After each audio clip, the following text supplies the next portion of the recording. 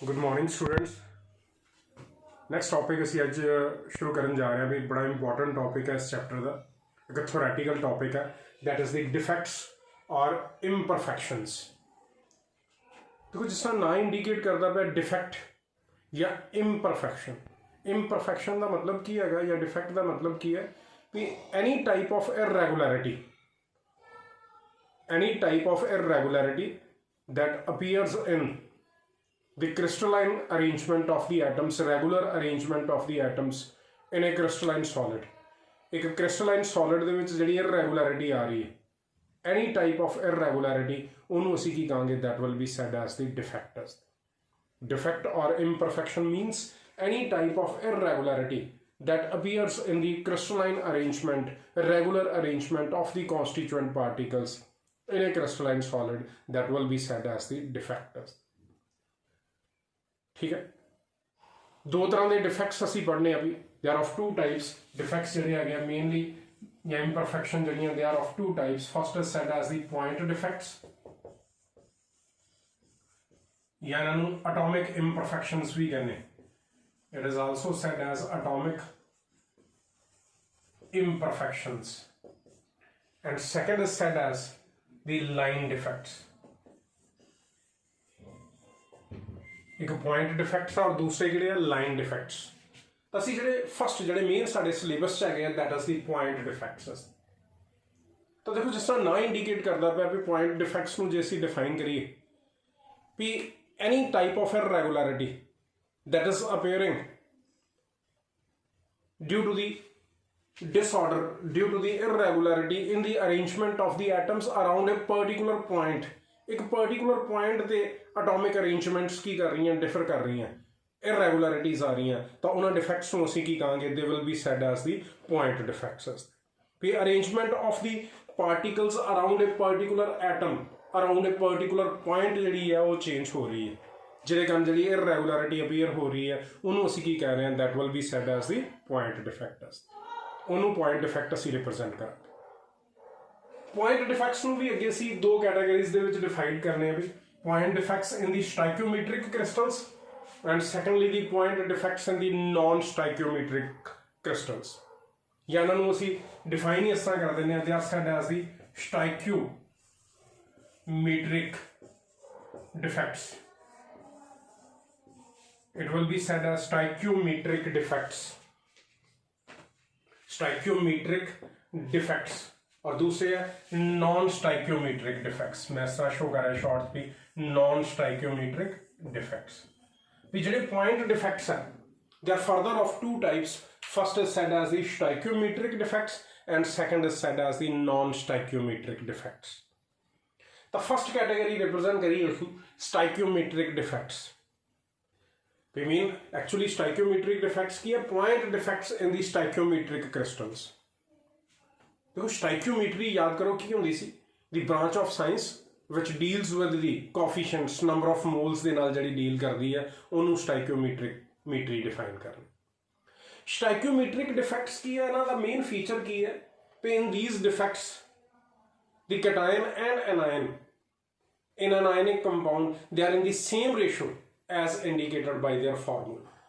भी जो defect produce भी हो रहा है, जो डिफेक्ट प्रोड्यूस भी हो रहा है तो even in the defected stage जी स्टाइक्योमेट्री है वो मेनटेन रह रही है that is not going to be disturbed. मतलब जे पहला 1:1 की रेशो के कॉन्स्टिट्यूएंट पार्टिकल्स प्रेजेंट सी तो even in the defected crystal also the ratio is remaining same that is 1:1।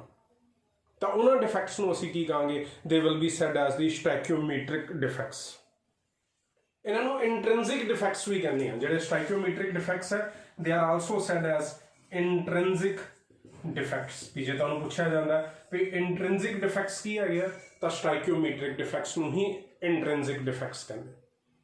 भी इन्हां दा मेन फीचर ये है भी दैट इज भी जो कॉन्स्टिट्यूएंट मेनली ये जो डिफेक्ट आयनिक क्रिस्टल्स दे विच हुंदे हैं जिन्हां दे विच असीं डिफाइन करना भी cation and anion they are in the same ratio as indicated by their formula.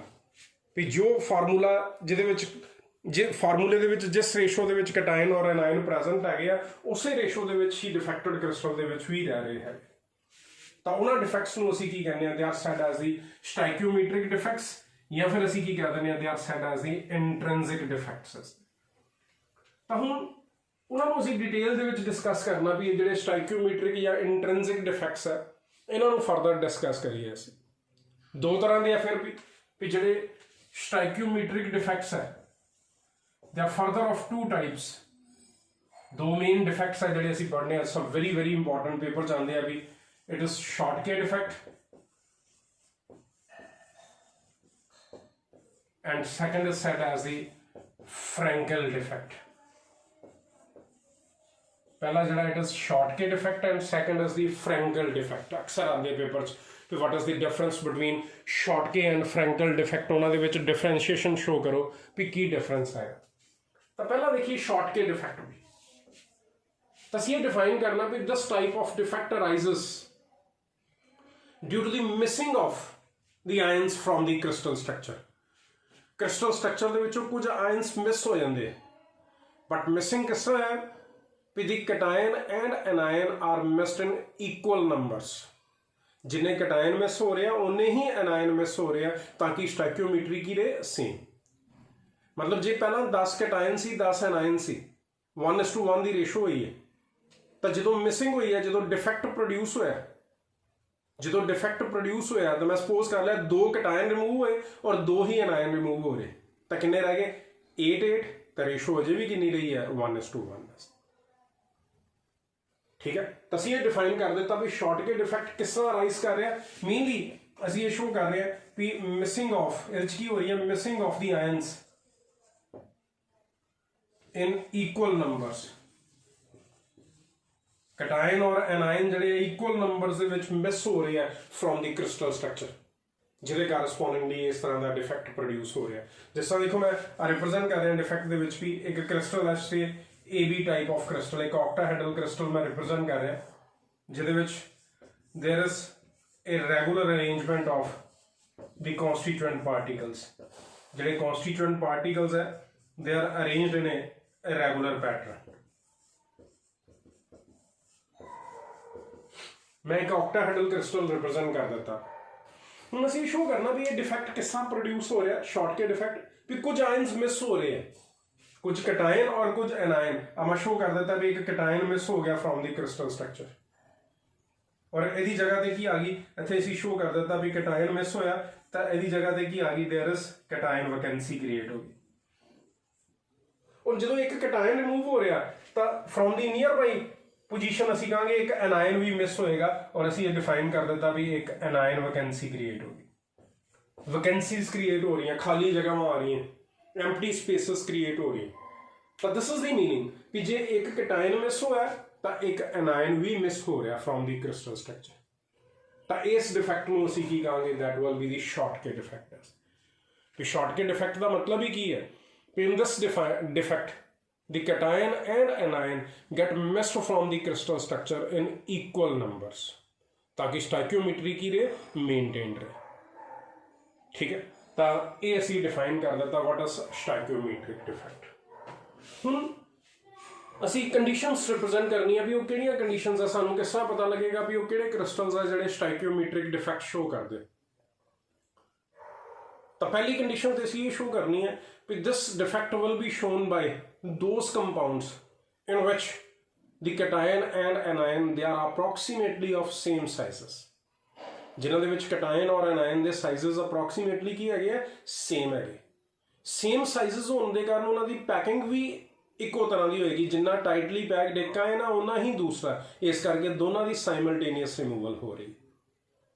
तो असीं शो कर दिता भी पहला असीं रिप्रेजेंट करांगे भी this type of defect will be shown by those compounds in which the cation and anion they are approximately of the same size। और secondly this defect will be shown by the compounds having high coordination number। भी जिन्हां दे coordination number high है वो इस defect नूं show करनगे, ताकि जो defect produce हो रहा है, जो डिफेक्ट प्रोड्यूस हो रहा है कुछ आयंस रिमूव भी होया तो कोई ज़्यादा फर्क ना पे क्रिस्टल। तो हाई कोऑर्डिनेशन नंबर वाले कंपाउंड शो करते हैं। तो एग्जांपल्स किहड़ियां आ गई, सोडियम क्लोराइड है, NaCl है, पोटाशियम क्लोराइड है, ਸੀਜ਼ੀਅਮ ਕਲੋਰਾਈਡ ਹੈ ਵੀ ਜਿਨ੍ਹਾਂ ਦੇ ਕੋਆਰਡੀਨੇਸ਼ਨ ਨੰਬਰ ਹਾਈ ਹੁੰਦੇ ਸੀ ਉਹ ਵਾਲੇ ਕੰਪਾਊਂਡਸ ਜਿਹੜੇ ਹੈਗੇ ਆ they will show this defect which is said as the Schottky defect is high coordinated क्योंकि तुहानूं क्वेश्चंस मिलने हैं which of the following compound show the Schottky defect तो उत्थे असीं इहो शो करना भी जिहड़े अल्कली मैटल हैलाइड्स है खास करके दे शो दिस शॉर्ट के डिफेक्ट क्योंकि उन्हां दे कोआर्डिनेशन नंबर्स की हुंदे आ हाई हुंदे हुण अगे अगला एस्पेक्ट जिहड़ा हैगा भी what is the effect of this defect on the properties of the crystal भी जदों ये डिफेक्ट प्रोड्यूस हो रहा ਤਾਂ ਪ੍ਰੋਪਰਟੀਜ਼ ਆਫ ਦੀ ਕ੍ਰਿਸਟਲਸ ਤੇ ਕੀ ਇਫੈਕਟ ਪਏਗਾ ਇਸ ਡਿਫੈਕਟ ਦਾ ਉਹਦੀਆਂ ਪ੍ਰੋਪਰਟੀਜ਼ ਕਿਸ ਤਰ੍ਹਾਂ ਚੇਂਜ ਹੋਣਗੀਆਂ ਉਹਦੀ ਸਟੇਬਿਲਿਟੀ ਕਿਸ ਤਰ੍ਹਾਂ ਅਫੈਕਟ ਹੋਏਗੀ ਉਹਦੀ ਕੰਡਕਟਿਵਿਟੀ ਕਿਸ ਤਰ੍ਹਾਂ ਅਫੈਕਟ ਹੋਏਗੀ ਉਹਦੀ ਡੈਂਸਿਟੀ ਕਿਸ ਤਰ੍ਹਾਂ ਅਫੈਕਟ ਹੋਏਗੀ ਉਹ ਰਿਪਰੈਜ਼ੈਂਟ ਕਰਨਾ ਤਾਂ ਪਹਿਲਾਂ ਆਈਏ ਅਸੀਂ effect on the stability of the crystal ਵੀ ਸਟੇਬਿਲਿਟੀ ਆਫ ਦੀ ਕ੍ਰਿਸਟਲ ਕਿਸ ਤਰ੍ਹਾਂ ਚੇਂਜ ਹੋ ਰਹੀ ਹੈ in the presence of this defect ਜਦੋਂ ਇਹ ਡਿਫੈਕਟ ਪ੍ਰੋਡਿਊਸ ਹੋ ਰਿਹਾ ਤਾਂ ਅਸੀਂ ਦੇਖੋ ਸਾਹਮਣੇ ਤੁਹਾਡੇ ਵੀ ਹੋਲਸ ਕ੍ਰੀਏਟ ਹੋ ਗਏ ਕ੍ਰਿਸਟਲ ਦੇ ਵਿੱਚ वैकेंसीज क्रिएट हो गई तो कह सकते हैं भी due to the introduction of these vacancies stability of the crystal की कर जाएगी डिक्रीज कर जाएगी क्रिस्टल की स्टेबिलिटी की करेगी डिक्रीज करेगी क्योंकि वैकेंसीज क्रिएट होगी सेकंड आई electrical conductivity of the crystal electrical conductivity किस तरह देखिए जरा सी भी पहला तो ionic solids they are bad conductors of electricity but in the presence of this defect वो कंडक्ट करना शुरू कर देंगे हैं किस तरह कंडक्ट कर रहे हैं असी ये डिफाइन करते पे भी एक इलैक्ट्रिक फील्ड अप्लाई कर देता अक्रॉस ए डिफेक्टेड क्रिस्टल एक positive plate of the electric field और एक negative plate of the electric field है पॉजिटिव प्लेट है एक ही है नेगेटिव प्लेट है तो हुण की होएगा इफेक्ट किस तरह असी डिफेक्ट किस तरह शो करांगे असी कहा भी इत्थे एनायन वैकेंसी क्रिएट हुई सी इस एनायन वैकेंसी नूं आकूपाई करन दे लई एक anion from the near by position इत्थे मूव कर गया बी नैगेटिव इत्थे आ गया और इत्थे की क्रिएट होगी वैकेंसी इस वैकेंसी नूं ऑक्यूपाई करन दे लई आ बी नैगेटिव आयन इत्थे शिफ्ट कर जाएगा वैकेंसी इत्थे क्रिएट होगी एनायन ए इत्थे शिफ्ट कर जाएगा वैकेंसी इत्थे क्रिएट होगी तो इफेक्ट की हो रहा है आयन मूवमेंट होनी शुरू होगी ठीक है movement of the holes takes place तुहानूं लाइन मिलनी है भी electrical conductivity increases due to the movement of the holes actual ਦੇ ਵਿੱਚ ਪਹਿਲਾਂ ਹੋਲ ਇੱਥੇ ਸੀ ਫਿਰ ਇੱਥੇ ਆ ਗਿਆ ਫਿਰ ਇੱਥੇ ਆ ਗਿਆ ਫਿਰ ਇੱਥੇ ਆ ਗਿਆ ਸਾਨੂੰ ਦੇਖਣ 'ਚ ਇਹੋ ਲੱਗ ਰਿਹਾ ਵੀ ਹੋਲਸ ਮੂਵ ਕਰ ਰਹੇ ਬਟ ਹੋਲਸ ਨਹੀਂ ਮੂਵ ਕਰ ਰਹੇ ਆਇਨਸ ਮੂਵ ਕਰ ਰਹੇ ਔਰ ਉਹਨਾਂ ਆਇਨਸ ਦੀ ਮੂਵਮੈਂਟ ਦੇ ਕਾਰਨ ਹੋਰ ਮੂਵਮੈਂਟ ਹੋ ਰਹੀ ਤਾਂ ਇਸ ਮੂਵਮੈਂਟ ਦੇ ਕਾਰਨ ਇਲੈਕਟ੍ਰੀਕਲ ਕੰਡਕਟਿਵਿਟੀ ਕੀ ਕਰ ਜਾਏਗੀ ਇਨਕਰੀਜ਼ ਕਰ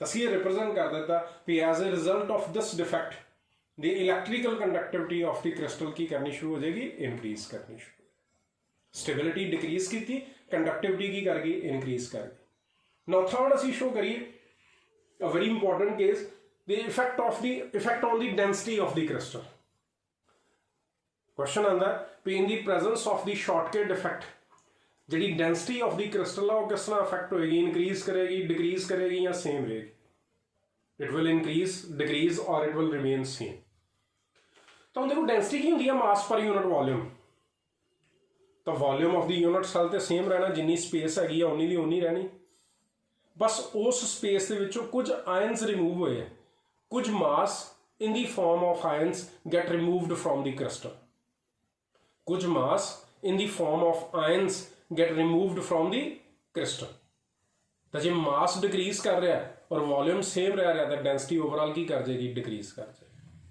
तो ये इफेक्ट होएगा on the density of the crystal भी density of the crystal decreases as a result of the Schottky defect क्योंकि कुछ मास जरा सी in the form of ions get removed from the crystal जिहदे कारण डेंसिटी की कर गई डिक्रीज तो ये तीन बहुत ज़्यादा इंपॉर्टेंट इफेक्ट्स है पहला असी शो कर दिता भी स्टेबिलिटी ऑफ द क्रिस्टल की कर रही है डिक्रीज कर रही है और क्यों डिक्रीज कर रही है due to the introduction of the vacancies due to the introduction of the holes दूसरा सी क्या था इलेक्ट्रिकल कंडक्टिविटी इंक्रीज कर रही है due to the movement of the holes और ions under the influence of the electric field और तीसरा सी शो कर देता भी डेंसिटी ऑफ द क्रिस्टल की कर रही है डिक्रीज कर रही है और मेनली ये डिफेक्ट अराइज किस तरह करता पाया due to the missing of some ions cation and anion in equal numbers from the crystal structure और mainly ਇਹ ਡਿਫੈਕਟ ਕੌਣ ਸ਼ੋ ਕਰ ਰਿਹਾ? Those compounds